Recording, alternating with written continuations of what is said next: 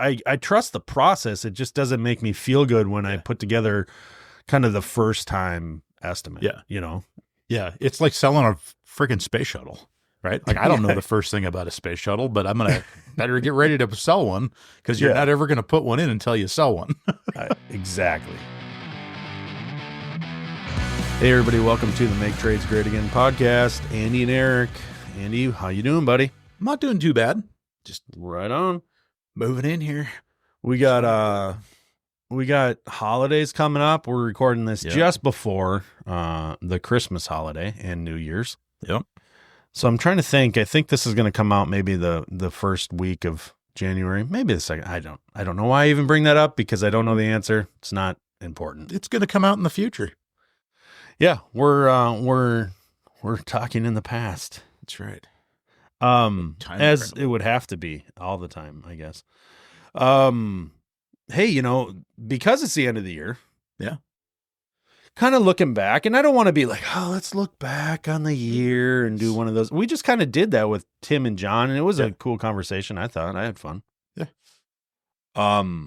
But I loved your question, and we were texting yesterday, and you said, hey, like, what do you think about just what did you do in 2024? Like, what kind of job, or what'd you do on the job? Maybe that you started doing more and more, or something that was noteworthy. Yep. I spent a lot of time in the last year thinking about air to water heat pumps, right? Because it's been a massive thing. It's just like everybody's asking for them. Yep.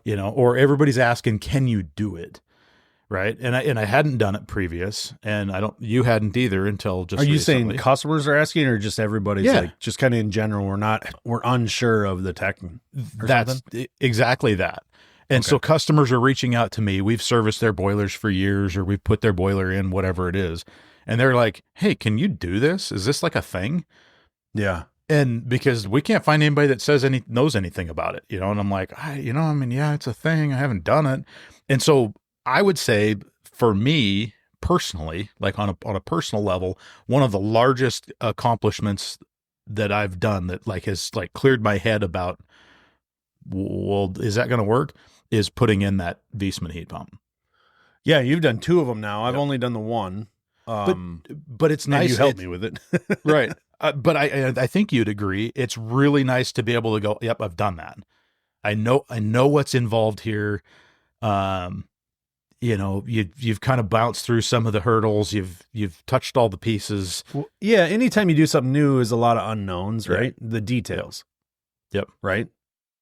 Yep. And to be blatantly honest, both of us are still in the trial phase of these things.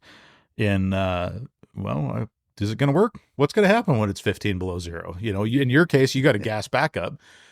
Mine's a sole source. But it has got that cold. And like, for instance, this one is, they're rating it for 13 below, right? Yep. Output. Yep. It's performing, the one that you helped me with. Yeah. And we're not using the gas right now currently. And so it's interesting. It's, what's funny is that I'm not as focused on the install that we have out there. Yeah. I, as you know, because I was just like totally blowing up your texts about it over the last couple of weeks, is I just sent out a proposal, an estimate to a new customer. Yeah. For this system. And the impetus was, it kind of started, the question from this customer started a couple of years ago as replacing his neighbor's boiler. Right. He has like an older, imported, name brand, I don't even know, hydronic heat pump that's been sitting there forever, and he bought the house and it doesn't work for heating, but it probably needs a defrost board or something like that. Anyway, nobody knows and nobody wants to deal with it, so he just uses it for cooling and it works. Right. And he's using an electric boiler for his heat source, which in Minnesota isn't abnormal. Yeah. And so I had to, he asked me a couple of years ago when I was doing that boiler, the neighbors like, hey, can you give me a price on a heat pump system? And I'm like, well, actually we're not even doing them yet because they're not really available. This was a couple years ago, like when I think at the time, the only thing we knew of really that at least I knew of was a space pack system. Yep. And I don't even know if that was available at that moment in time when he was asking Right. me about this. So that's kind of that's where it started for me. And then fast forward, he saw my YouTube video that from Right. you and I doing that install. Yeah. He's like, okay, I see you're doing them now. Yeah. Can you give me a Let's price? go. Put me on the list. Yeah. And so like back to how I started this little, jaunt. I'm less concerned about the system we have installed working because it is working. Right. And it's not without its own little bugs. We're kind of ironing those out with Wiesman, actually, you and I and a few others. But putting the proposal together for this one because like I didn't have to do an estimate for my family. Like that's where we installed it. Like, and if anybody doesn't know, it's Heather's sister's house, that kind of thing. And so like I just said, hey, can I put this in your house? And they're like, yeah, go ahead, because they trust me. Right. And as you saw, their heating system was great. Like they were like, yeah, if you want to do that, Eric, you can do whatever you need to do. Right. And it was a project for Mechanical Hub, basically. Yeah. It was nice that there was room, right? There was room to add it.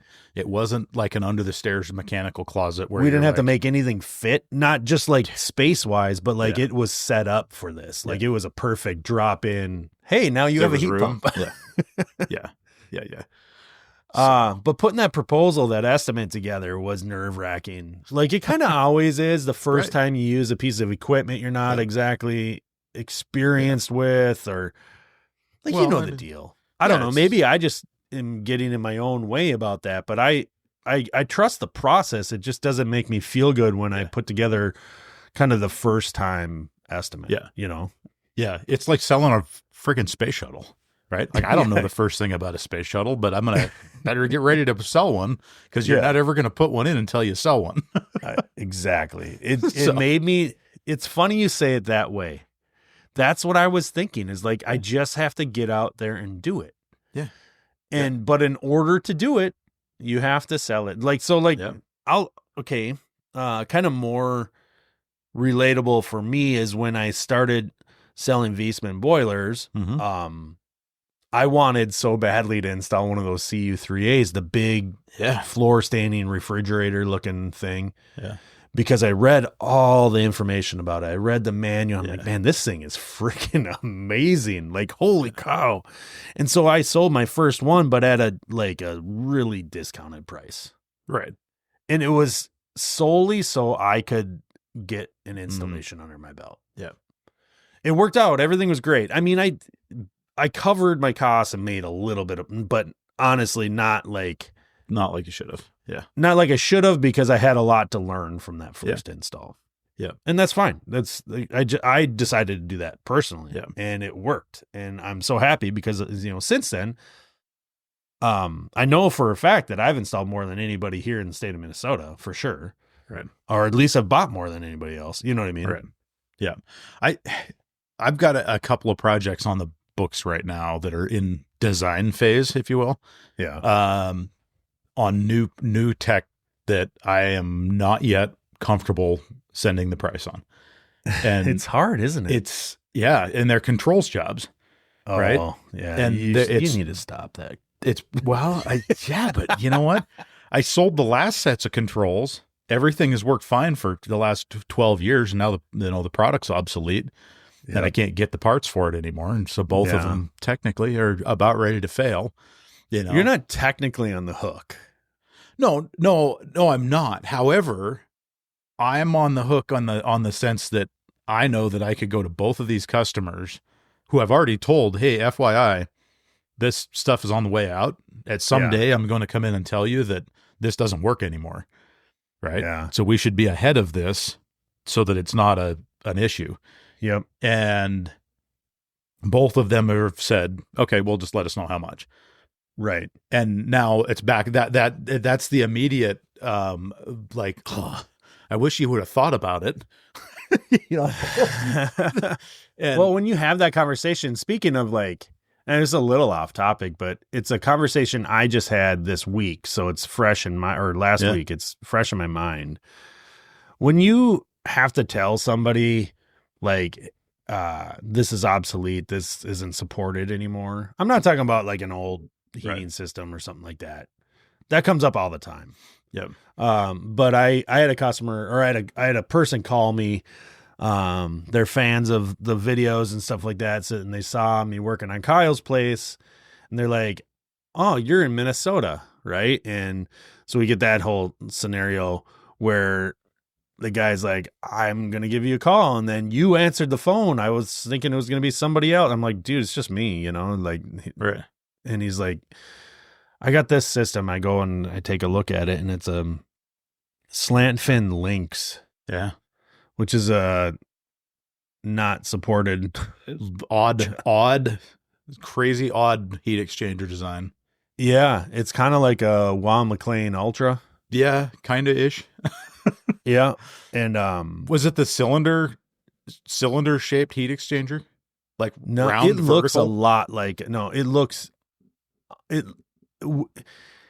If you hadn't seen a Weil McLean Ultra aluminum heat exchanger in 15 years, you would look at this and you'd swear it's that. It's that. It looks they're very, very, very similar. There must be 2 generations of the Lynx. Okay. And maybe it was a Bobcat. Anyway, there was the Slant Fin had one for a while that was like a cylinder, aluminum cylinder with fins on the inside. And it had this heat shield in the bottom. And the condensate ran down and around this heat shield. It reminded me of the heat shield that's in like a Wiesmann or something like that, where it's that kind of real dense, hard cake, if you will. And there was one of those in the bottom. And I ended up sucking it out with a vacuum. And apparently once you take it out, you can't put it back. Oh. And I mean, the boiler was trashed anyway, but I was like, what do you mean? And they're like, oh yeah, that thing isn't supposed to come out. And I'm like, oh, well, it did. Well, like this Lynx though, like seeing this for the first time, I'd never actually run into these in the field. Right. Which I've only seen a couple. Yeah. Honestly, the only other contractor I knew that was installing any kind of ModCon slant fin stuff was you. Yeah. You were doing a model a number of years ago for just a brief time. I can't remember what it was, but it was a wall hung, right? What's that? The slant fin? Yeah. Didn't you do a few? Yeah. I'm talking like 10 years ago. Yeah. I'm trying to remember what the heck the name of that model was. CHS. CHS, right? Yeah. Okay. Yeah, CHS. Yeah. And those are solid boilers. That's what I was thinking. I've got 3 of those. So I but the point is like I had this customer now with this system that's it's 2013. Yeah. So it's not even old. Right. But it is old now. Like, yeah, it's 10 years. There's an old Honeywell control in it, which is very specific to the boiler. It's not like I can just go get that Honeywell control. It's like model serial match. And, inducer, things like that. That's all. Like the Lynx, that boiler was discontinued by Slant Fin 10 years before they went out of business. Yeah. You know what I mean? Like that's what the kind of product you're dealing with. So there's nobody that's got parts for these things. Right. They're done. You're cooked. They're something done. Breaks on it, you're done. Yeah. Basic things, a gas valve. Maybe you could find a gas valve, something like that, but it's going to be random. I mean, what my experience with that? Yeah. So I don't mean to interrupt. Sorry. My experience with, the maybe you can find a gas valve thing with equipment like this that's been, mothballed is you're not wrong, except for here's what I've encountered. You find one and it's like in New Jersey and it's one of 2 that exist. Like literally you've somehow succeeded by, exhausting the internet's resources, right. Found 2 that exist. And they're like, yeah, we're not selling you, Mr. Contractor in Minnesota, F off. We've got guys that have been installing these things for years and we got to support them. And which is kind of hard to argue against. Yeah. Because if I was, buying from that supplier, I would hope that they didn't sell out parts that I might need. But that's been my experience. There was one a few years ago. I ordered it was a Munchkin control board or something like that. Yeah. That was like not the 926, right? So the older 925 version, no outdoor reset, no outdoor, no post purge. It was all the basic like OEM 2003. type thing, 2001 type thing. And I'm like, all right, let's see if we can find this thing, and I find one and I'm like, sweet. Shows up, a week later or whatever, get this. I take it to the customer's house, take it out of the box. And I'm like, dude, this thing's installed. It's got like pipe dope on it and like freaking laundry lint. And I'm just looking at it like, I know that this is the board that came out of somebody else's boiler and it got put back in the box. Yep. And then it got taken back to the supply house and then it got shipped across the freaking country. Oh. And I call this company. I'm like, hey, what the, yeah, this thing's used. And they're like, no, it's not used. And I'm like, it's got freaking laundry lint stuck in between the freaking resistors on the board. Like, yeah, it's been in somebody's basement for 10 years. Yeah. And he's like, no, it's not, it's new. It's new. I promise it's new. I'm like, dude, it's got like pipe dope all over it. Like clearly the package has been opened. It's been like taped back together. And he's like, no, it's new and new quality. I'm like, I put it in. Of course it didn't work. It's got a dead fan or some freaking thing. Yeah. It's just like, God dang it. So there, your 10 days burned. Poof. Well, I sent a proposal to that dude last week, Yeah. I sent it actually yesterday. Yeah. For that, like, Nice. He's like, can you just tell me how much it is to put in news? I'm like, absolutely. Yeah. No, I gladly, I will tell you how much, I'll give you a proposal to replace what you got. Yeah. Let's put cause he's got a Bradford White indirect in there. That's, 2013. And so the indirect is connected to his electric boiler? No, it's a Lynx. It's a gas boiler. The Lynx. I thought you were. Yeah, okay. sorry, I not thought you were talking the about heat the heat pump pump guy. Got it. That makes sense. So I gave him the proposal yesterday. I sent it. I just saw that he opened it this morning. Nice. While we're talking. I just checked on it while we were talking about it. And then I gave him an option of like, hey, we should just like cut this terrible zone pumping piping that you've got and we'll put a low loss header in and at least we'll improve what you have. And then when it's time to replace the boiler and indirect, which is probably soon. Yeah. The indirect at least. Then you can spend more money if, at that time. But, see systems, the other thing too, this is so off topic of what we started talking about. Do you often see, so like what's really popular in Minnesota through the early 2000s was like radiant was being put in these custom homes where it was basement, garage floor, right? Okay. And then like, oh, we'll put it in your primary bathroom. And we called it a master back then, but we don't know, so like then there's a couple bathroom floors. This house is that it's got two bathrooms. One's the primary, one's the kids, out in the hallway bathroom, upstairs, 2-story, and they're back to back with each other. So there's a manifold buried in the wall on the middle of this master bathroom wall. Makes no sense where it's at. It's got this access panel on it. Like I'm not dogging the homeowner is property, nothing like that. I'm saying who put this in this way? Like this is just a terrible execution, right? Yeah. And then so there's 2 3/4 lines run to a 4-loop manifold upstairs. Yep. And then that's the zone. Like they're controlled off of one thermostat in one of the bathrooms, not both. And because there's not zoning on the manifold as far as controls. Yep. And like you run that those bathrooms call for heat, right? Yep. And they're set pretty high. I walked up there and it's like 76 degrees set point. I'm like, holy crap. Yeah. You're like, you get a freaking sauna in here, a steam shower. And I'm thinking about that boiler just cycling on, off. Cause you can't put enough heat through 3/8 PEX into a thin slab floor. Cause that's what it is. It's, mud pack over top of tubing. So they're trying to run like high mass rate or, slab temperature water through this thing and get it to work. Well, you got to up the temp so much to make it happen. And then now you've got a zone pump. You got 3 zone pumps downstairs. And by the way, actual zone pumps. Right. With the Takeo, is it the ZVs or ZVs? Yes. Like what the hell? This is the worst. I hate them. I hate them. There's not a dog on Takeo. I hate that pump. I hate it. Yeah. And anyway, So now you got this zone calling, firing a boiler for like, at most you could put in there, 1,000 BTUs? Yeah. Like how much BTUs could a bathroom possibly take? You know what? Funny fact. Probably 2002 or 3, maybe somewhere in that range. 3rd-year apprentice. It was found out that I knew how to solder electronic circuit boards. What? And I found out like some Oracle was like looking at the ball and like Andy knows how to solder electronic. Yeah.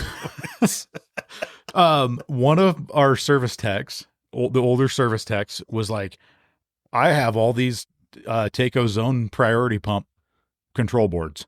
Yeah. That have a bad solder joint on them. And at the time he couldn't hold his hands still. He had a shake. Yeah. And so he goes, I can't solder them anymore. So I've got all these boards. I've been waiting for somebody. I need to just find somebody that'll solder these connections. And so he was rebuilding those. So like for a long time, the originals of those didn't have the plug-in. Yeah. Right. They were a screw down terminal. Okay. And I don't remember which one it was. It was like the R terminal or something like that. That was like power out for your thermostat. Yeah. The R terminal solder joint was as manufactured from Taco, a weak solder joint. Yeah. And if somebody got a little over carried away with the number 2 Phillips, 6-in-1, they'd pop that solder joint for that 18 gauge wire you're connected to it. Right. You'd put 400 foot-pounds of torque on it. Yeah. And get the impact. Yeah, exactly. A couple Ugga-Duggas. Ugga-Dugga, yeah. And yeah, so he had this box of these control boards. He's like, there's nothing wrong with them. They just don't work, And, yeah, well, there's nothing wrong with them because they're broke. Except they're broke. And so I don't know. I spent maybe an afternoon. It's funny you said that zone priority thing, and it brought that memory back. But I can't stand those circulators. I hate them. Solder in that terminal. Flip the board over upside down. Look, flashlight. Oh, there's the crack. Heat this thing up. Solder it back in. All right, that one's good. Okay, next. Oh my gosh. And I wouldn't had have a whole the patience to pull the board out of the thing. Oh yeah. But here's the deal. That was at a time, right? 20 years ago was a time when you fix things, right? All of the guys that were old in that world, they fix things. You didn't replace a boiler because there was obsolete parts. There were no such thing as obsolete parts, right? No, you had it's a cast iron boiler with a gas valve and an aquastat. Yeah, we were just in the early days of condensing equipment, but for the water side of things. But you fixed everything. We were replacing cast iron boilers, put it that way. I mean, I don't like the product though. Like, right. I don't think it's a good idea. I get that. Yeah. Yeah.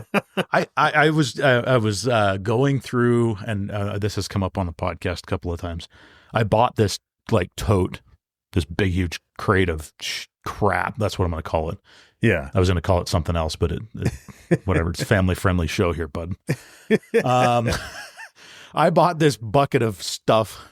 Yeah. And in the bucket of stuff, I'm looking through it, and 8 months ago, Tristan was out here at the shop. He had didn't have anything going on for the afternoon. And I was working in the office or working in the shop. We're like sorting through this stuff. Like, what's garbage? Most of it's garbage. Yeah. Right. Yeah. And we're going through, and he's like holding up these parts, and he's like, hey, what's this? And I'm like, oh, that's a, whatever, a CAD cell for a, fire. It's like a fire eye for a big commercial burner. And he's like, oh, that's cool. Whatever. So going through these things you'll never use it. No. And then we come across this box, like a cardboard box with like the kind that's like soaked in oil. Yeah. It's like, how old is this? I mean, this thing's been around since like 50s or 60s. Like this is, 70-year-old cardboard. Flip this thing open. I look in there, and here's a whole pile of Robert Shaw gas valve repair kits. Oh my God. Nobody's repairing gas valves. From back in the day when you didn't replace a gas valve, if the diaphragm leaked, you just took the thing apart and put a new diaphragm in it. Right. Yeah. You could change your spring range. You want a gas valve that operates between 5 and 11 inches instead of 3 and 6. Well, there you go. Put the spring you in. Like disable first stage, or you could fast acting, slow. So you could all that kind of stuff. Yeah, that's not happening today. Right. He's like, I you want just to keep that? And I was like, no. Dumpster. Well, I just replaced like a 48-year-old gas valve. Right. I ain't rebuilding it. I'm sure you No. could get a kit for it. It's an old yeah, you Honeywell might be like able to. 800 series or whatever, and I was like, no, standing pilot. Yeah. Like, no, I ain't gonna. Yeah. It got a Robert Shaw in its replacement because it was half the price of a Honeywell Residio. Like literally half the price. That is insane. Yeah. I guess I'd be curious. Is there anybody out there, any of our listeners, shoot us a message on this. Is there anybody out there that still has an orifice bushing kit? Oh, so yeah, that Mike you can Ring make has your them. own orifices. There's a handful. I bet there's some guys out there that have done that. There's not many, no new techs are doing that. No. But if you live like on the edge of rural and you're doing like conversions from natural to propane, that kind of thing, or back and forth, going from propane, and you might just have orifices and like understanding in a drill bit set, you might be doing that. Do you carry a drill bit set on your van? Do I? Yeah. I have a couple. Yeah. Yeah. I don't ever use them. Yeah. They come out when we got to do like a fireplace. Yeah. I use them for cleaning orifices is about the only thing I do. Yeah, that's probably the last get one reason super I use dirty. one, to be honest with you. And now I also have to find it. I'm like, where did I keep that stupid freaking thing? It's one of those. Honestly, it's a little plastic case, and I'm like, little flip bit. There's a couple of loosey goosey orifices in there. Yeah. How often do you open it and all the bits are not where they're supposed to be? Every time. Every time. I don't even know what size they are. Yeah. I'm like, now I'm just feeling. I'm like, I think this is right. Stay with us. We'll be right back. Hey guys, I want to invite you to visit mechanicalhub.com because if you want to stay on top of the plumbing and heating industries and what's happening, you're going to want to visit our website, mechanicalhub.com. There's a hyphen in there between mechanical and hub. Don't ask. It's a long story. Anyway, while you're there, don't forget to sign up for our weekly newsletters. All right. The newsletter is packed with the latest news, trends, tips to keep you on top of your game. So whether you're in the shop or out in the field, we got you covered. So head over to mechanicalhub.com and join our community today. And hey, thanks for listening to the Make Trades Great Again podcast. Have a good one. Yeah. I have a metal case that's got a little metal clasp. It actually stays shut. It's nice. You open it up and it's like a little binder, double-sided thing. And it's nice, but it inevitably, unless I've got it like wedged standing upright, the slots are long enough and the bits are short enough. And the bits are short enough that if you tip it upside down the other direction or it falls over and rattles like 3/4 of a mile, the whole thing's out of order. Yeah. Worthless at that point. And then I'm not getting the micrometer to measure my drill bits. No, you sit there. So we're going to go back to original subjects because we're going to stop in a few minutes. Yep. We don't want to be too long. Yeah. I was looking back and like kind of you were talking about like just this year, things changed. We really started going forward with these heat pump things. My kind of looking back was I realized last night as we were talking, initially brought this up, I replaced 3 boilers this year. Yeah. That I installed original. Old fart. That's just it. That's the significance is old fart. Yeah. Like 2001, 2000, 2003, like right around there. Yeah. As I was starting to sniff around about getting my own, starting my own business and stuff. These were installed by me when I worked for somebody else. Right. My last job, right? Yeah. More or less, close to it at least. And so I installed these when they were new construction houses. Yeah. And I was one of like 2 guys at the shop. I was the young guy trained by the other of the 2 that did boiler systems, right? So, right. And it was interesting. One of them, they were all 3 different brands of boiler. Okay. Which was interesting. They probably weren't all done like the same year, but to have them replaced Like to see a full life cycle on a piece of equipment is interesting because we're now old enough to do that. Right. And I'm talking a life cycle, meaning like not something that only lasts a couple of years, but like major equipment piece of the boiler itself, not talking about a water heater that might only last 10 years. Like that doesn't seem to be significant to me. Right. It's bigger than that. So I thought that was interesting. That is interesting. And you're right.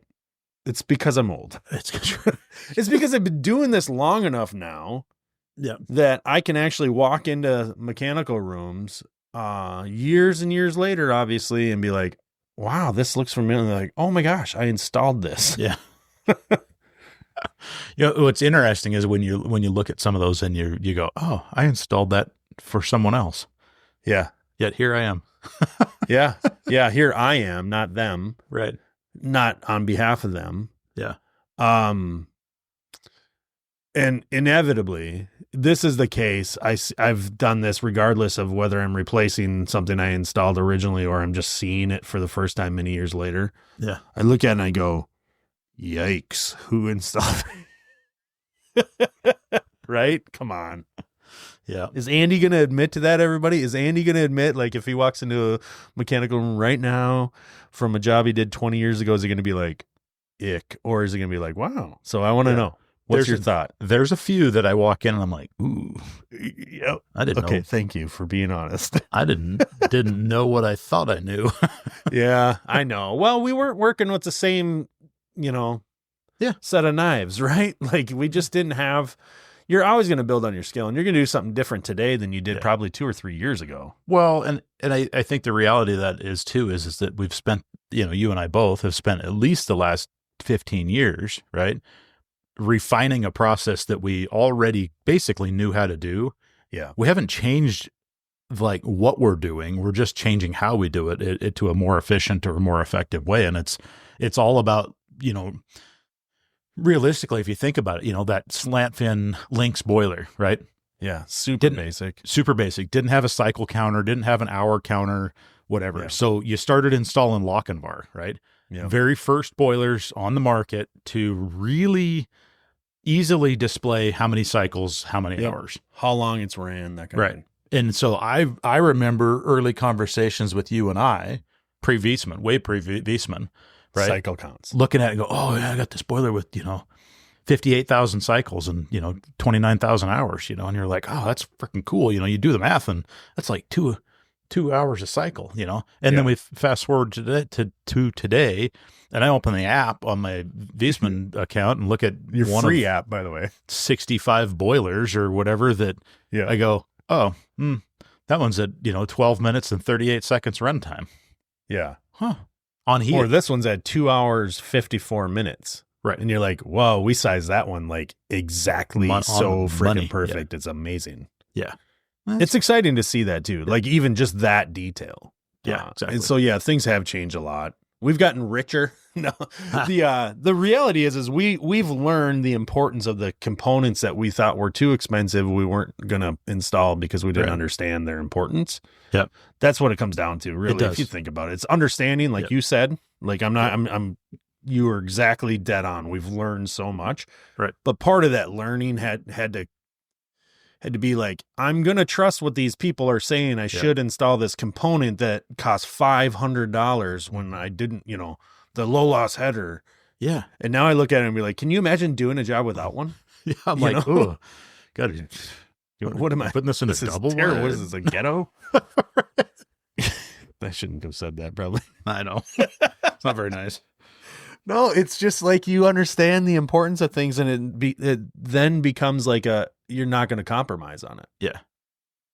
And so you look at those old jobs and you go, wow, like I thought I did a good job when I did that. Yeah. Well, I mean, there's no doubt. And then I come in and I'm like, this is so much nicer that it could be done poorly and would be a huge improvement. Yep. There you go. So there's my 2024 looking back. I replaced 3 boilers that I installed originally, and at the end of their very productive life cycle. Put it that way. That's just called being old.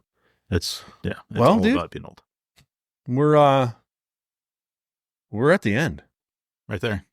Just crept right up on us. It did. It's time to go to work. It did. All right, dude. I'm going to remind everybody who's still listening, and thank you, by the way, and watching on YouTube. We do appreciate those views. It's awesome to see the comments and stuff like that coming in. Send us an email, and it's Gmail address. It's maketradesgreatagain@gmail. Perfect. Give us your topic ideas, feedback, whatever you want. Don't try to sell us anything. And if you want to be a guest on our podcast, but you're just a recruiter, then we already know. We see right through you, Karen. We see right through you. We know what you're trying to do. We don't need your book author guest proposal. Like, you never listen to you don't know what we're all about. And hit us up on the DMs on Instagram at Nick_Plum is Andy, and I'm at Mechanical Hub. And then finally, if you're listening on a podcast app and you're streaming us, there's a link right there, right in the show. Like, click on the episode, and there's a little link there, and you can send us a text message. Yep. That's it. Andy says, "Yep." Easy. No, I you got to throw all this in there, right? You have to. It's just part of doing. It's the housekeeping, as they say. Exactly. And it's important to us that you we hear from you. You know, we love to. It's important. Like, we don't overlook any kind of feedback you give us or any kind of messages or anything like that. Yep. Our last episode that went out today, that as we're recording, was a question for you, Andy. You remember about how do you handle working in the field and running jobs? So we're looking for those messages, and we love that you're listening and watching, and we look forward to hearing from you. So, all right, that's enough. See you, dude. Yeah, later.